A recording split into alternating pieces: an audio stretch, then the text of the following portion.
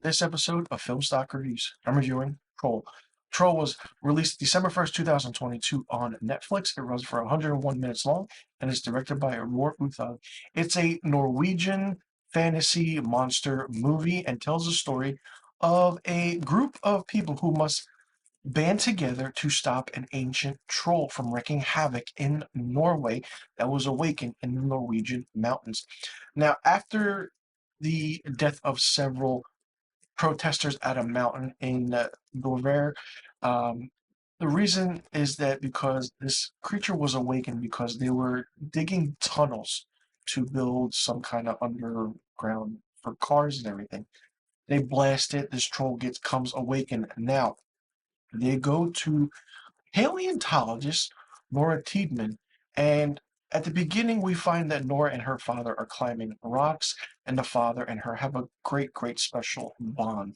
Now, this bond is really emotional and heartfelt because the father loves fairy tales and loves the Norwegian aspect of telling stories. Basically, he tells his daughter, like, if you believe it, you can see it, not with your head, but with your heart. And it's really interesting how everything happens in this movie. The cinematography is great. The CGI is fantastic of how they got the troll to look. I mean, close to 40 to 50 meters tall. Like, you don't expect something like that at all. But touching on the Nordic mythology of trolls, it's really different because you don't see movies like this nowadays that touch on subjects like this.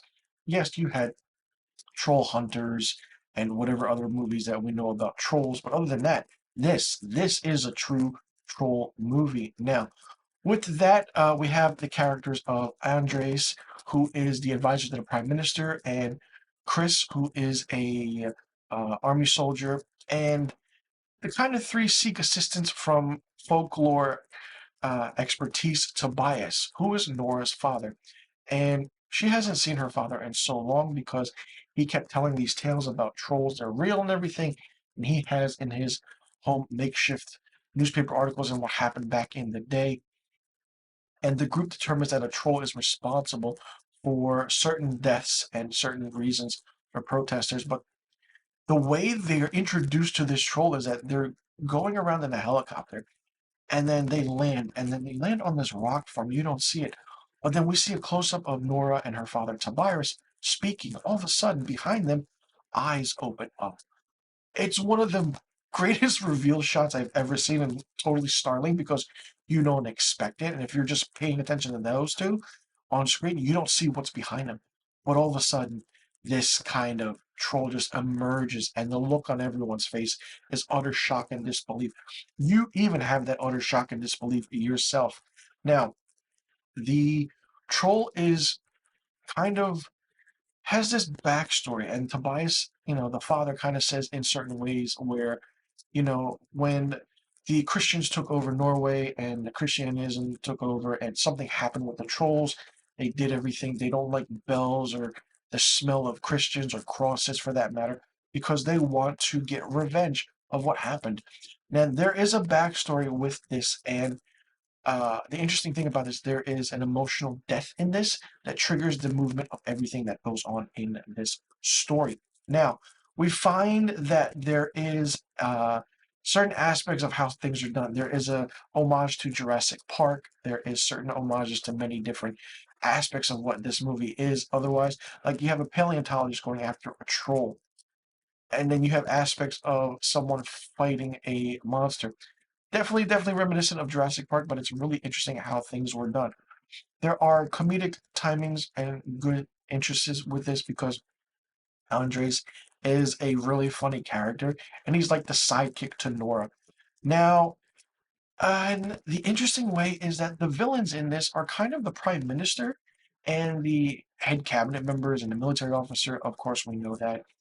And basically, there is a note in Tobias's kind of book of trolls where it leads them to the royal castle where they meet the chief of court, Rykard Sinding, and he reveals the truth about the trolls in Norway. Now, spoiler alert, I'm going to give you a minor spoiler. Now, if you don't want to know, stop right here with the review. But if you've seen this movie, continue on with the review. If not, stop here, watch the movie, and then come back at this part right here. Basically, Tobias has been right all along, and these mythical creatures did walk the earth many thousands of years ago, many years ago. And when Nora's father, Tobias, got too close to the truth, Sindig, the royal king or whoever he is, had him committed to a mental health hospital. And this entire time, when we are reintroduced to him in this film, he just has this disheveled look on his face. Now, we find that the royal palace was built on top of the Troll King's home, and the Christians massacred the family of the Troll King and left him for dead and order and in the caves in the Duver Mountains, which the creature is heading to Oslo to return home. That's the basis of why the troll is doing what he's doing. The entire movie is really, really fun. It's fast paced, in your face action, and how the troll is put together, absolutely amazing. Like, I can't understand, or I want to see the behind the scenes making of it, because having these actors kind of look up at this creature that's not there is really fun. Billy Campbell, the actor, also has a cameo as Dr. David Secord, who is the boss to Nora in a way.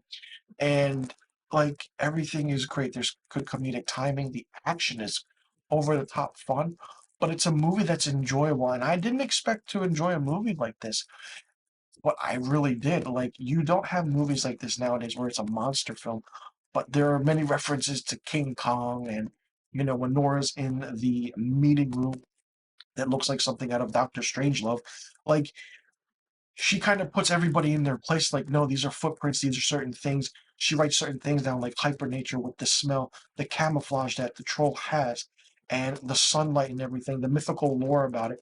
Like, after you watch this movie, you're gonna go and dive deep into the mythical lore of trolls yourself. I know I'm going to do that just to see the fascination of this Norwegian folklore folk tale of what a troll is, what they do, why they roam the earth in a way. And they say, trolls did kind of roam the earth back in the days. Who knows if it's true or not? It's a fairy tale. Everyone loves fairy tales. But this movie really, really stood out on its own. Netflix is very surprising to pick something up like this, because I didn't expect them to do something like this. But it's a fun, fun watch. If you haven't seen it, check it out now. I know I did give minor spoilers, but it's something that actually pushes the story and my review forward, because then it'll get you to watch what you want to watch, and it gets you to see why you want to watch this movie. Watch a movie for the action. The father-daughter relationship between Nora and her father Tobias is absolutely beautiful, and we see that with what the troll wants and what he wants to do. But then the twist is great, and there is a mid-credit scene in this which is done really well, and it's very, very surprising, and how everything just came together so cohesively in this movie that I was blown away by it, and it was fun to watch. There are certain scenes that will make you go, holy shit, and you'll see why. This was a fun movie to watch. Great, great time, entertaining. The music, the score, the cinematography, the direction, the visual effects were just so good, along with the action sequences. For me, Troll gets 5 out of 5 stars. I had a blast watching this. I absolutely had a good time. That's why it gets 5 out of 5 stars. Let me know in the comment section below what you thought about Troll. Did you like it? Did you not like it? What did you think of it? What do you think about the storyline aspect to it? Did you like the visual effects? Did you like the story of the troll? And did you like the human characters? Or who did you like more or less in this movie? And do you like the way it ended? And were you surprised at that mid-credit scene? And do you see more movies like this happening? And what other Norwegian folklore, folktale, fairy tale do you want to see turned into a movie? Let me know in the comment section below about all the questions I just asked. And also let me know what rating you would give Troll. And I'll see you all in the next review video. And thank you for tuning in.